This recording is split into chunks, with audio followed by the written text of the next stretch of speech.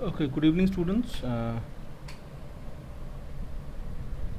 hope I'm audible to you. If anyone can confirm. Yes, sir. Okay. Okay, so let me share my screen first.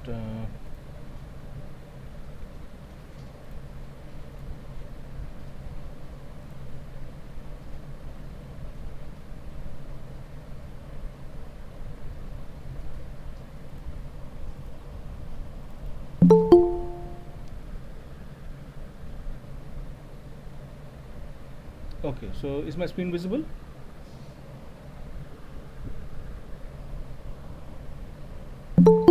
Yes, sir. Okay. Okay. Then let's start today's class. In the previous classes, we have seen the introduction to networking. Then we have studied the network models that we have. So we have two types of network models. One is the ISO SA network model, and the second one is the TCP/IP reference model. Okay. So again, if you remember that in ISO SA reference model, we studied the various layers. So the first layer that we studied was the physical layer, right? So again, we said that physical layer is concerned with the actual transmission of data bits from the sender to the receiver, right?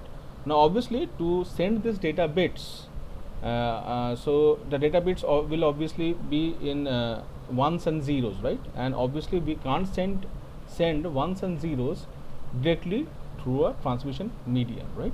So what we need to do is we need to first convert these zeros and ones into signals. Okay.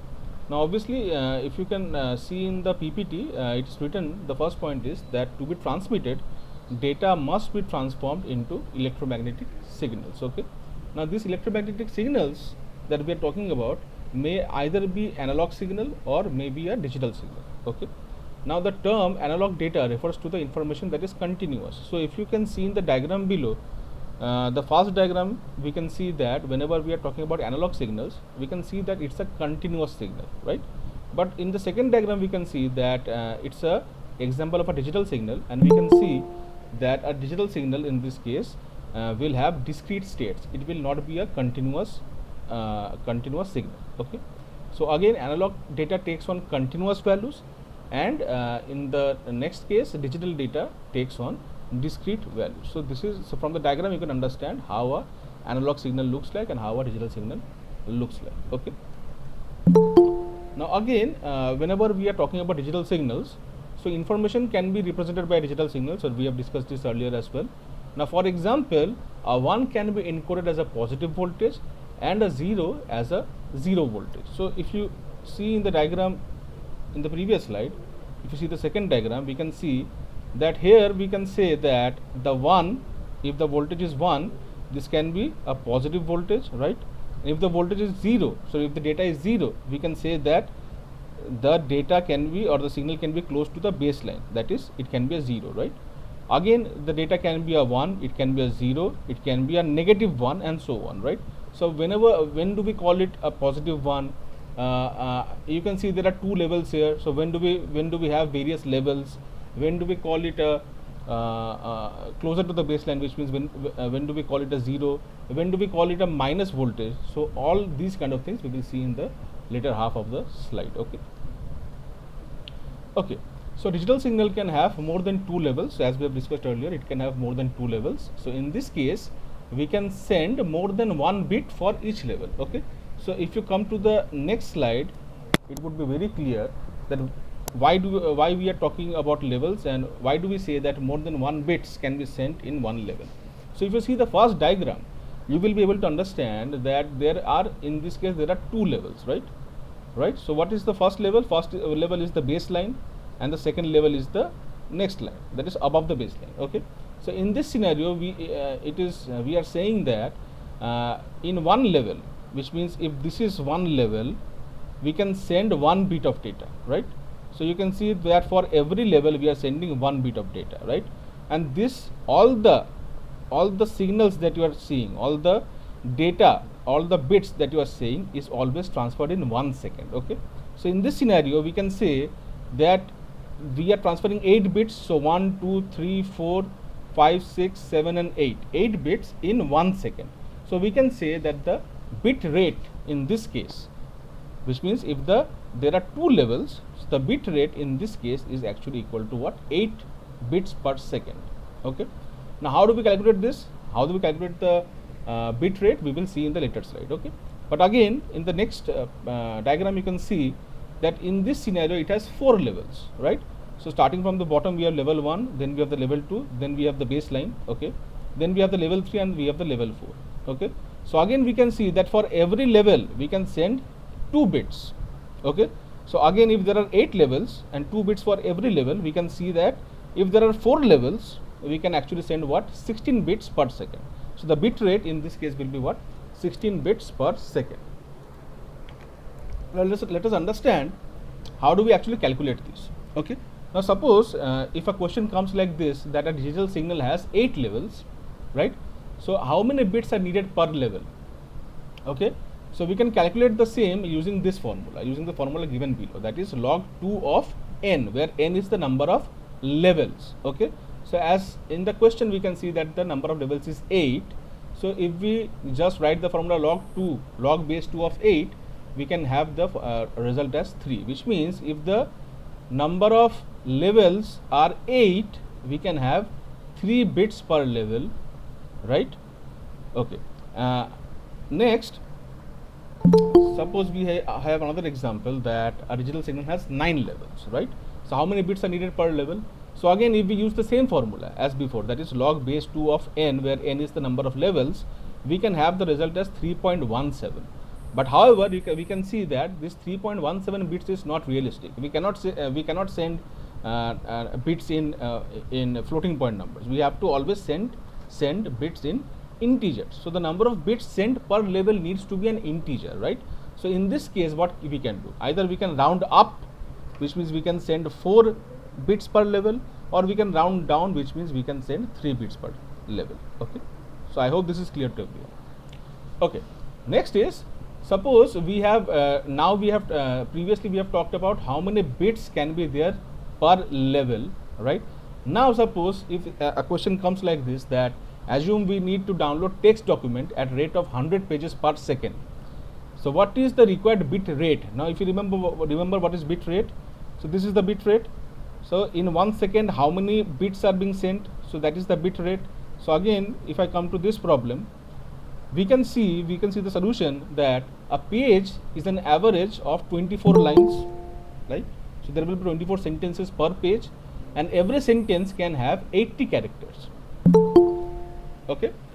So if every sentence has 80 characters, and suppose since the characters are ASCII values, so we can say that every character is of 8 bits long. Why? Because ASCII characters are actually 8 bits long. So if we just have this data, we can calculate it like this. So what do we need? We need 100 pages. So 100 into 24 lines per page into 80 characters per line into 8 bits per character. So we have 1636000 BPS. This is the result that we have, or which means we actually have 1.636 Mbps, which means to download 100 pages per second, what is the data? What is the bit rate that we can have?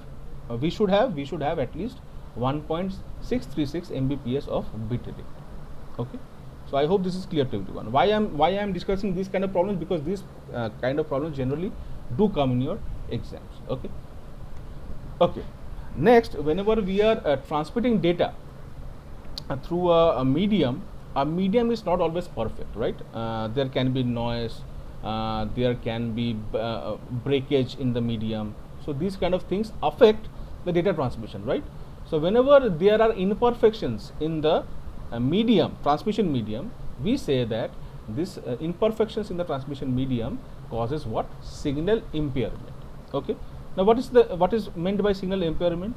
It means that the signal at the beginning of the medium is not the same as the signal at the end of the medium, which means a signal that the sender is sending and the signal that the receiver is receiving may not be similar, right? So why it is not similar? Because there may be imperfections in the transmission media, and that leads to what? Something known as transmission impairment. Okay. Now there are various types of transmission impairment that we have. So the first one is known as attenuation. The second one is known as what? Distortion. A third one is known as what? Noise. Okay. So we will study them one by one.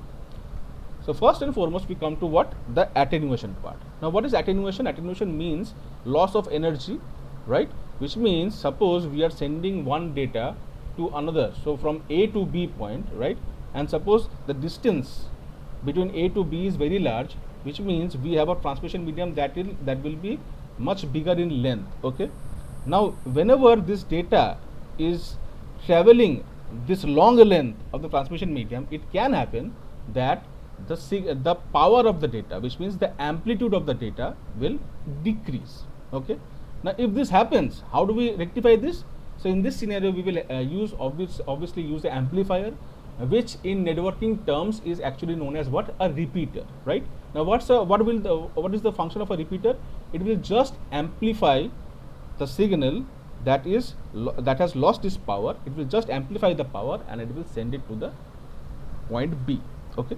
So again, if you see this diagram, it will be much more easier for you to understand. So we can see that in point 1, this is the original data that we have, or the original signal that we have, and whenever it goes through the transmission medium, it may lose power, right? Which means it can become attenuated. Now what happens, or how do we rectify this? We will just use an amplifier or a repeater. And what will this repeater do? It will just amplify the signal.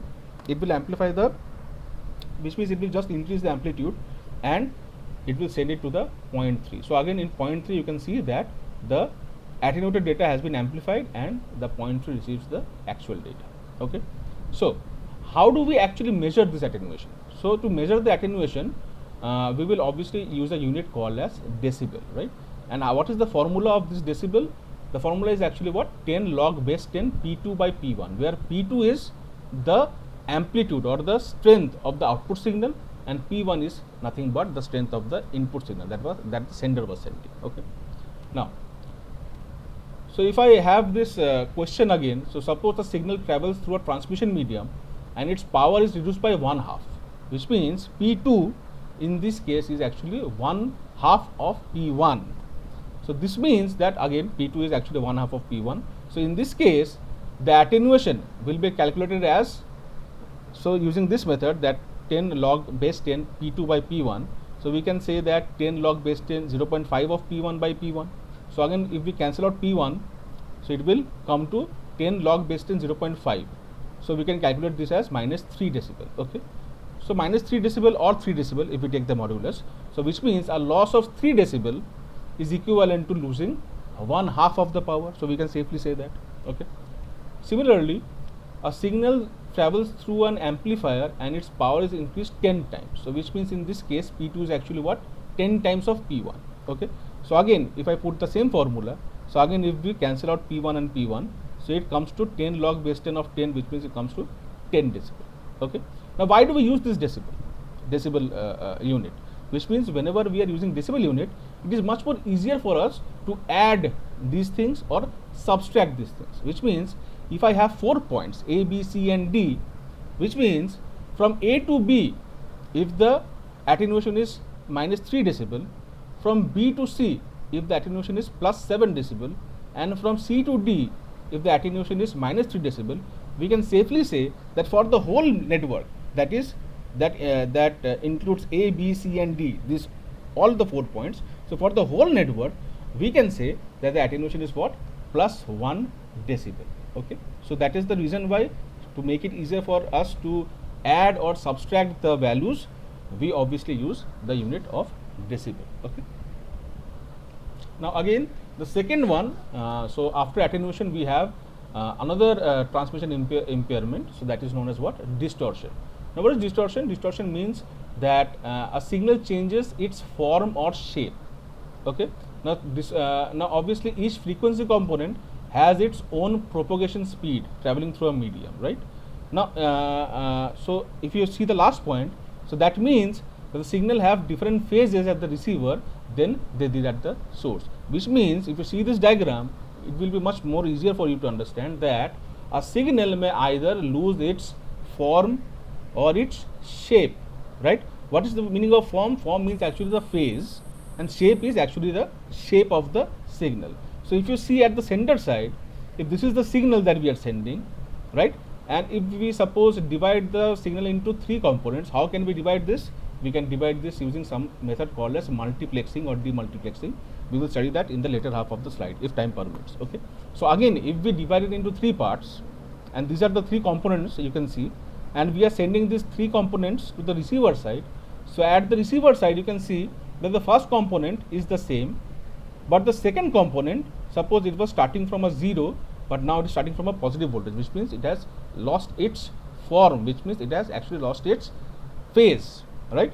So again, in the third component, you can see that again it was starting from a 0 voltage, but again now it is starting from a 0 voltage, but the phase is actually what? -1.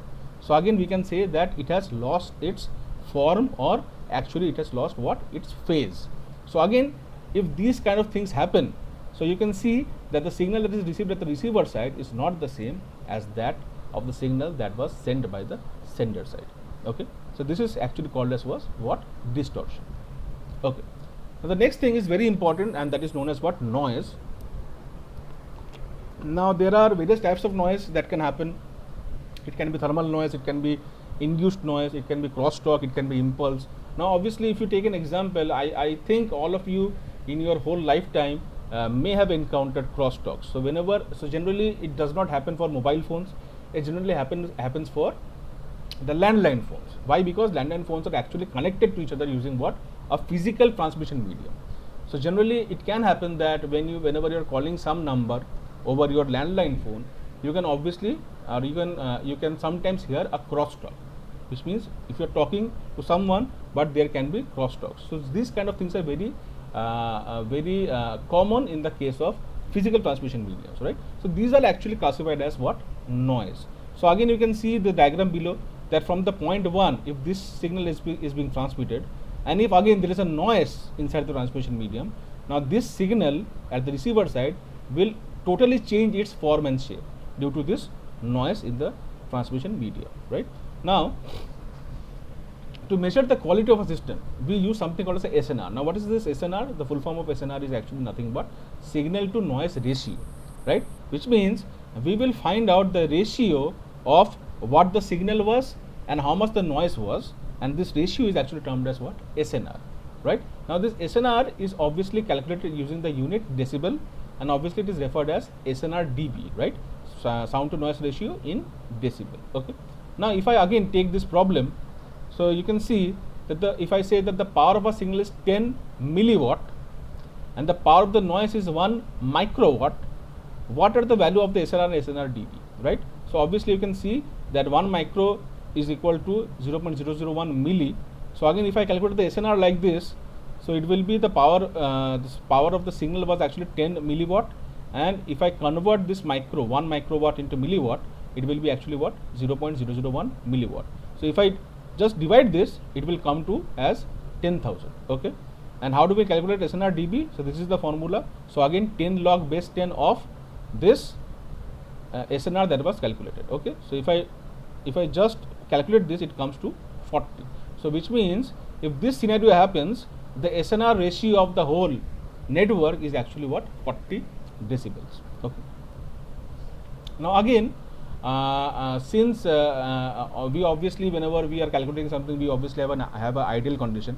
So if I want to have an ideal condition, we should want that there should be no noise in the transmission medium. So if this is the case, to see what happens. So SNR in this case will be the power of the signal and divided by the power of the noise. Now obviously if there is no noise, the power of noise will be actually what? 0. So it comes to infinity.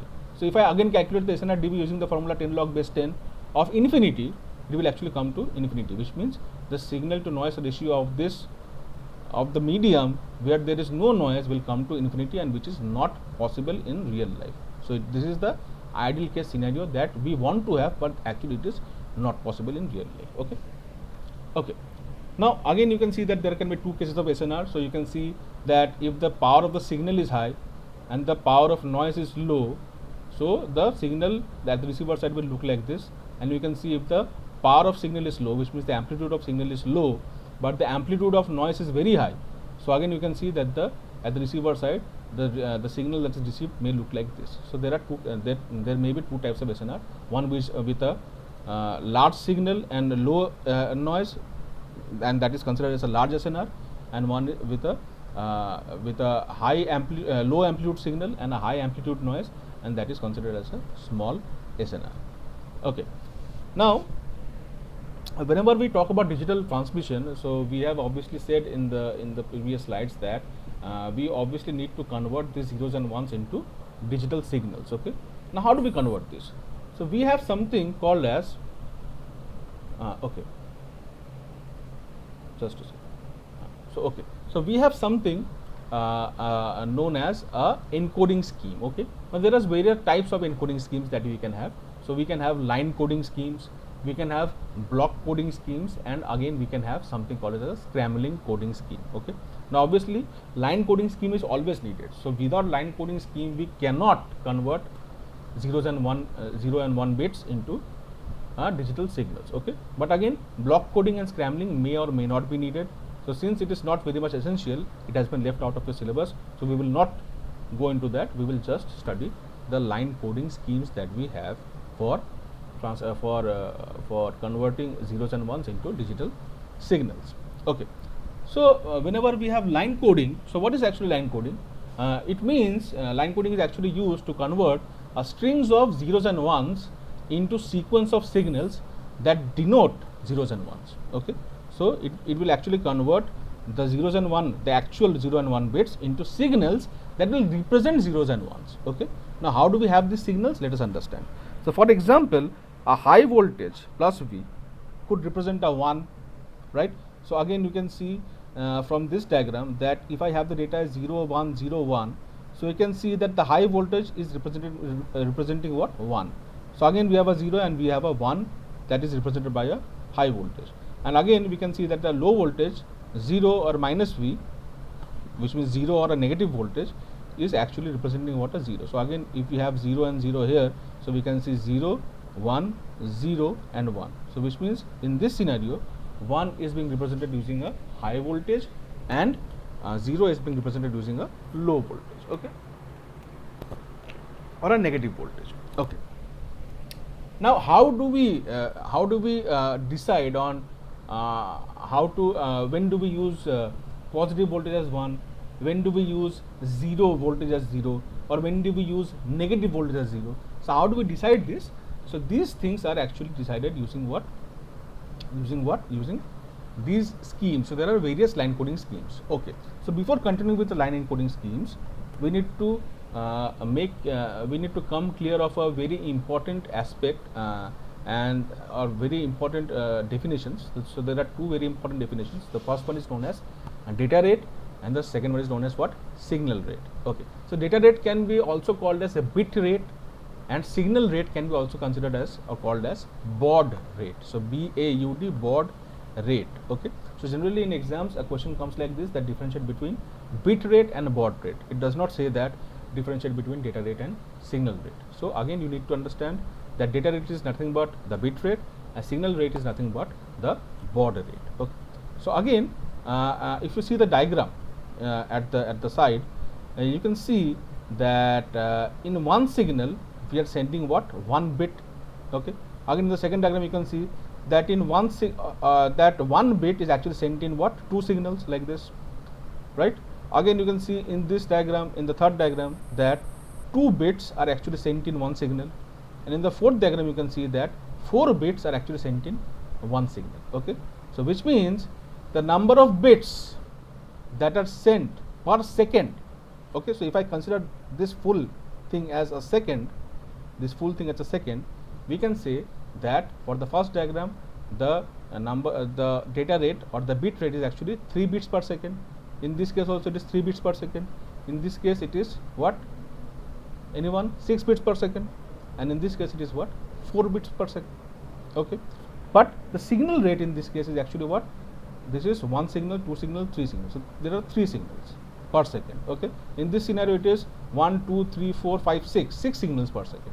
In this scenario it is what? 1 2 3 signals per second. And in this scenario also it is what? 1 2 and 3 signals per second. So if I consider the number of signals per second, we call it as the signal rate or the baud rate, and if we consider the number of data bits that are sent per second, we call it as a data rate or the bit rate. Okay. So this definition should be very clear to all of you. Okay. So again, as we were talking about initially, that we have various line coding schemes. So there are three types of line coding schemes that we can have. So the first one is known as what? A unipolar scheme. Now what do we mean by unipolar? Which means if I have a baseline, so unipolar means it will obviously tend to the positive side, which means above the baseline. It will not go below the baseline. Okay. If I have a polar thing, it means that we can have in both the directions, which means we can have above the baseline, which means we can have a positive voltage, and we can have something called something under the baseline as well, that will be considered as a negative voltage. Okay. And bipolar means we will have it in both the directions. Okay. So unipolar means it will never cross the baseline to the lower side. Polar means it may cross the upper, it may cross the lower, and bipolar means it will cross upper and lower at the same time. Okay. So we will see the various types of line coding schemes that are actually available. Okay. Okay. So the first one is known as NRZ, a unipolar scheme, and it is known as what? NRZ. Now NRZ, the full form of NRZ is nothing but non-return to zero. Okay. Now this return to zero or non-return to zero will be very clear to you when we will be studying the polar scheme. Okay. But for now, you just understand that whenever we are talking about non-return to zero, which means that for this signal, we can see that during the transmission of this signal, we are not returning to zero. During the transmission of this signal, we are not returning to the zero line, which means the signal level does not return to zero at the middle of a bit. So if this is the bit and this is the signal for the bit, the signal between the transmission of this bit will not return to zero. Okay. So which means we see the diagram. So 1 in this case will be considered as a positive voltage, 0 will be considered as the zero voltage, 1 again will be considered as the positive voltage, again the 1 will be considered as a positive voltage, and lastly there is a 0, and that will be considered as a zero voltage. Okay. So just remember this thing, that whenever we are talking about not return to zero, which means during the transmission of a bit, the signal will not return to zero. It will just continue till the transmission of the bit is actually finished. Okay. Okay. Secondly, we have something called as a polar NRZ. So again, from the diagram you can understand that it is going above the baseline as well as it is coming below the baseline, right? But again, it is not return to zero, which means it will not return to zero during the transmission of the bit. Okay. So if you can, there are two types of NRZ scheme in the case of polar. So first one is known as NRZL, that is NRZ level. Second one is known as what? NRZI, and that is known as NRZ actually inverse. So again, if you go to the diagram, it will be much more easier for you to understand. So if you see in the NRZL, what happens is that suppose we are considering 0 as the positive voltage, right? So during the transmission of the bit, it is not returning to 0, right? Which means it is continuing the transmission of the signal until and unless the bit transfer is actually completed. So okay. So for 0, we are considering the positive voltage. Now again, if the next bit is 1, we will come down and we will consider the negative voltage. Again, if the next bit is 0, we will go up and we will consider the 0 voltage.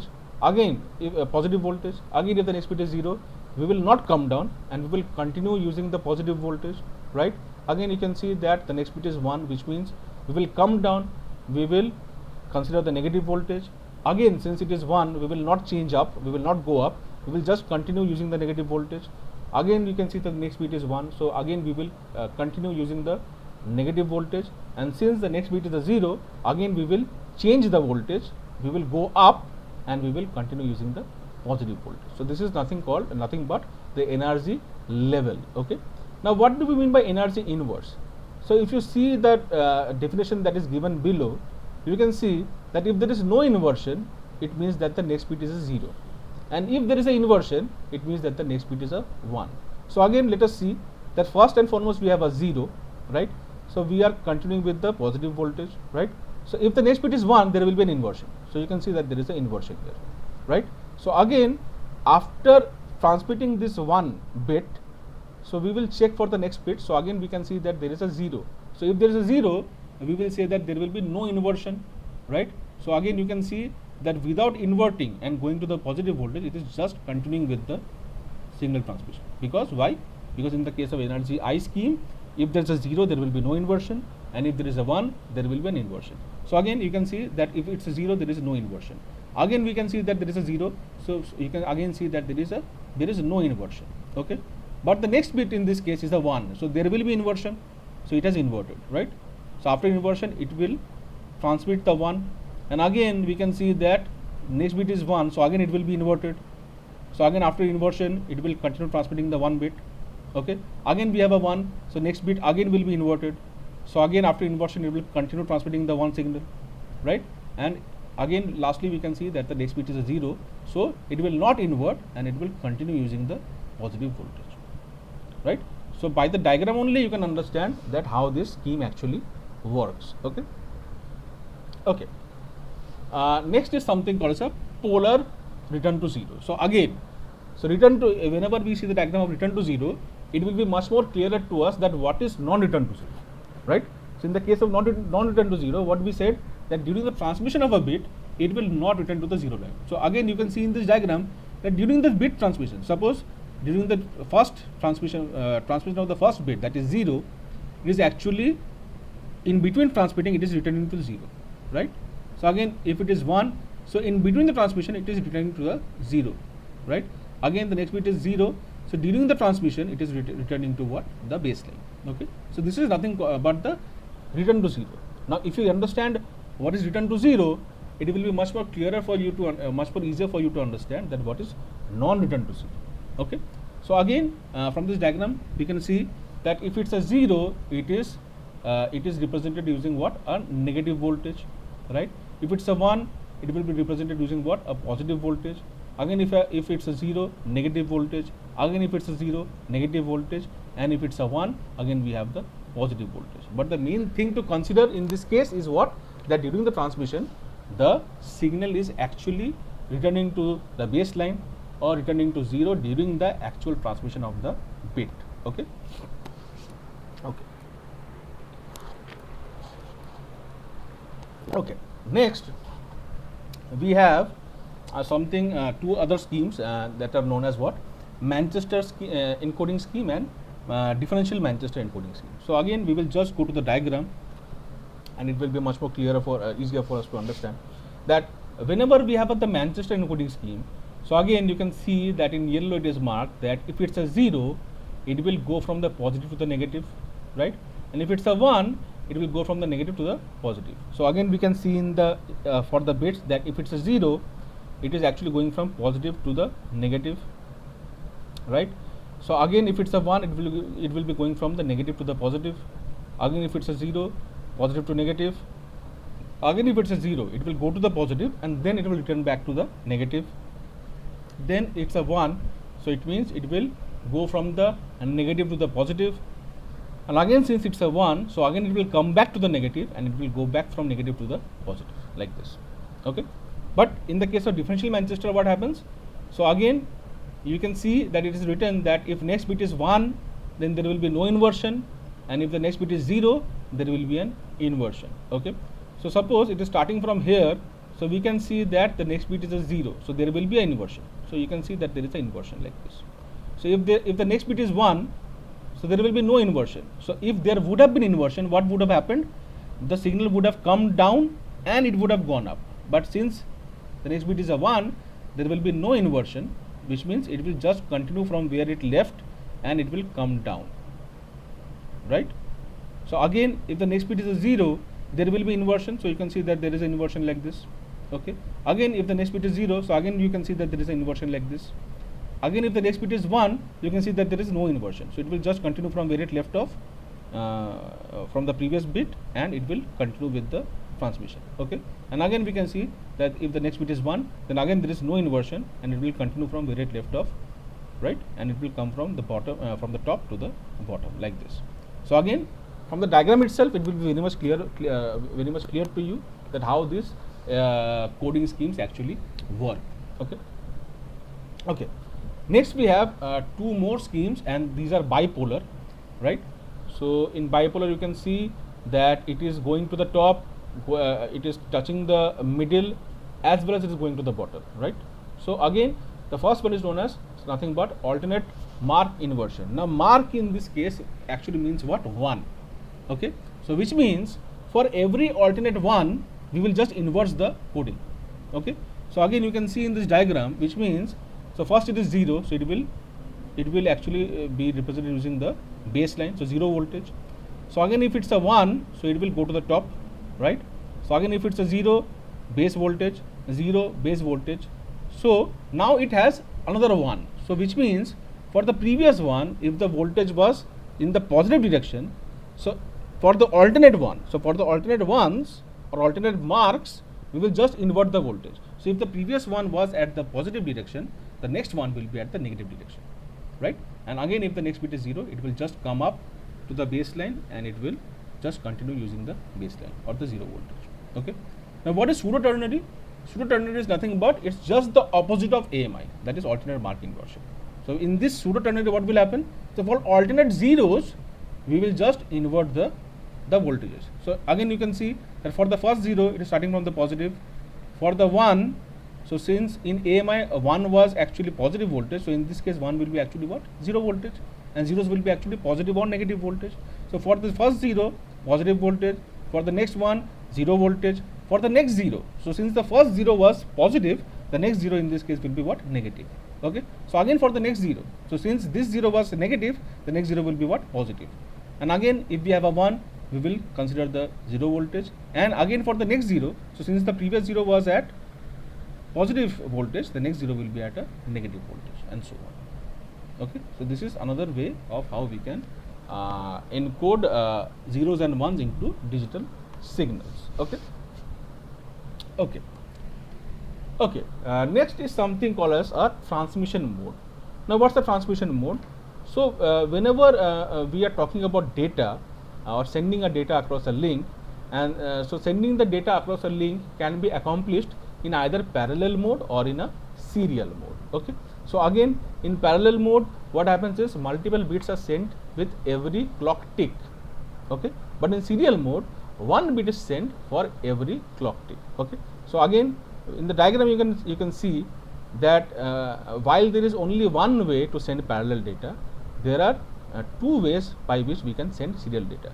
So one is asynchronous and one is synchronous. So we will discuss them in the next slide. So just from the diagram, you will be able to understand that in the case of parallel, so first one diagram is for the parallel transmission. So in the case of the parallel transmission, again we can see that we are able to send 8 bits at the same time using a parallel submission, right? So a parallel transmission. So what happens? What is the advantage of a parallel transmission? So again, we can understand easily that if we are able to send more bits at one instance of a time, it means the transmission of bits from the sender to the receiver will be much faster, because at the same time the receiver is able to receive 8 bits, and at the same time or at one instance of a time the sender is able to send 8 bits. Okay.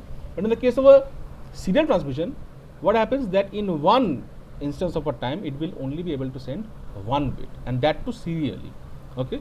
So if we have a data as 1010, first it will send 1, then it will send 0, then it will send 1, and then it will send 0. But in the case of parallel transmission, what happens is we can obviously send 10 and 10 at the same time. Okay. Now, so whenever we talk about the serial transmission, so we can have two types. One is known as asynchronous and one is known as synchronous. Okay. Now what is asynchronous? Let us understand that whenever we are talking about asynchronous transmission, so we generally start a bit or we generally have a start bit, generally a 0 at the beginning, and generally we have a stop bit, generally a 1 at the end of every byte. Okay. So again, from the diagram you can see that there are various bits, and all these bits are considered as a byte, and for every byte there will be a start bit, right, and then there will be a stop bit. Now why do we give the start and stop bits? Because to just give the boundaries. Okay. So again, so first we will send the first byte, then we will send the second byte, then we will send the third byte, and then we will send the fourth byte, and so on, right? And every byte will be there will be a boundary for every byte, and that will be actually allocated using a start bit, that is a 0, and a stop bit, and that is a 1. Okay. And obviously we can see that whenever we are sending this sending data in asynchronous serial transmission mode, there will be gaps between all these bytes that we have. Okay. So this is nothing but known as asynchronous, and obviously asynchronous actually means what? Asynchronous at the byte level, right? Not at the bit level, because bits are still synchronized, but in the case of bytes they are actually asynchronous. They are not synchronized in nature, right? Okay. So in the case of synchronous transmission, we can see that there is a slight difference between the asynchronous and synchronous, which means in synchronous transmission what happens is we send the bit after another without start and stop bits or gaps. So again you can see that the bits are sent continuously, and these bits are actually not divided into bytes, and there are no start and stop bits, right? As well as there will be no gaps between the bytes that are being sent. Okay. So it is the responsibility of the receiver to group the bits. Okay. And the bits are usually sent as bytes, and many bytes are grouped in a frame. So again, in the previous case, you can see that individual bytes are considered a frame, and in this case, multiple bytes are actually considered a frame, right? Okay. So this is the difference between the synchronous and asynchronous mode of transmission. Okay. Next is something called as bandwidth utilization. Achha, the time is 2:52 and your class ends at 3, right? So should I continue this, or will you go and give your IMCRP exams? Why I am saying this? Because generally let me tell you one thing. Please consider your IMCRP exams very seriously. Okay, so kindly be very serious about your IMCRP exams, because what happens is generally we tend to give the continuous assessment mark based on your IMCRP exam performance, which means first and foremost we see the attendance, and then we obviously see the marks that you have got in your IMCRP exams. So please consider the IMCRP exams very seriously. Okay. And again, it can happen that many of you are unable to give your IMCRP exams. So generally what happens is many of you come and tell us that you are unable to give the exams, and many of you what you do is that if you are unable to give the exam, you just leave the site and do your own job. So please don't do that. If you are unable to give the exam for any reason, you come to us, you either WhatsApp me, or you can write in the chat box that I am not able to give the exam.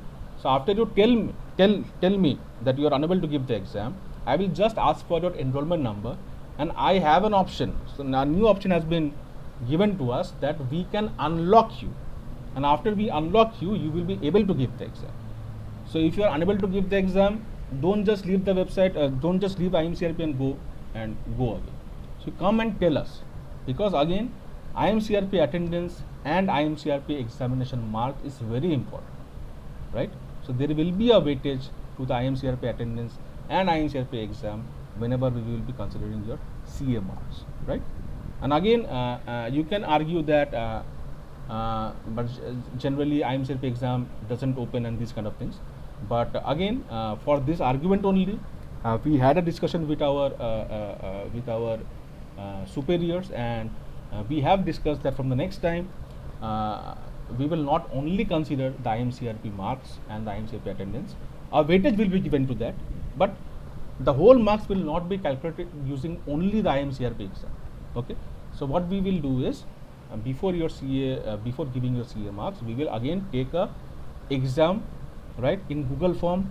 That will not be through IMCRP, that will be only through Google form. You will need to attempt that exam. A weightage of the marks that you receive in that exam will be there, but also a weightage for the IMCRP attendance and marks will be there. So please don't neglect the IMCRP exams. Kindly give it, right? See, obviously whenever you are having the class, just before the class, we give you the IMCRP exam codes, right? So we cannot force you to do the class, but actually you can, since you have the IMCRP code beforehand, you can obviously give the IMCRP code online. Okay, so please consider your IMCRP codes, IMCRP exams very seriously. Okay.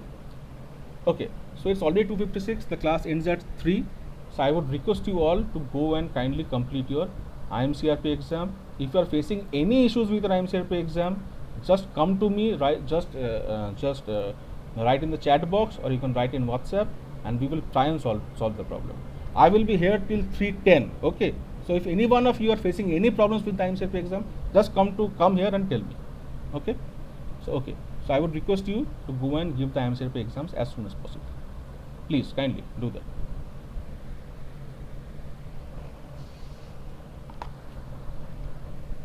Sir, I just got done with the exam. Can I leave the meeting? Yes, you can leave the meeting. Okay, what about the rest? Thank you, sir. Yes, okay, thank you.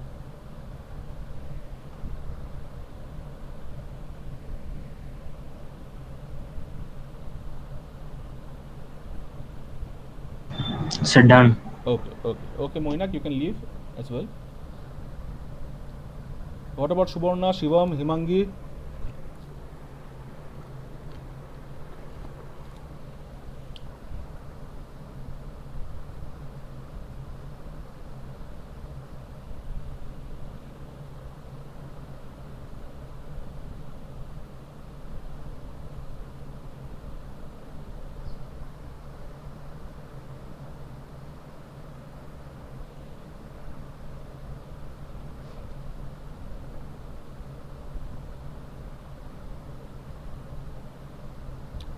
Shivam and Himangi, are you able to give the exam?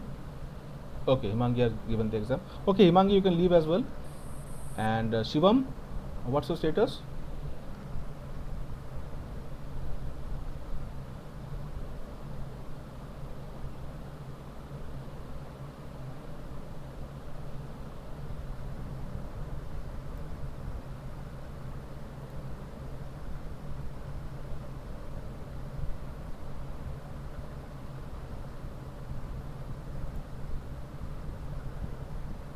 Shivam, if you can hear me, kindly tell me what's the status of your exam.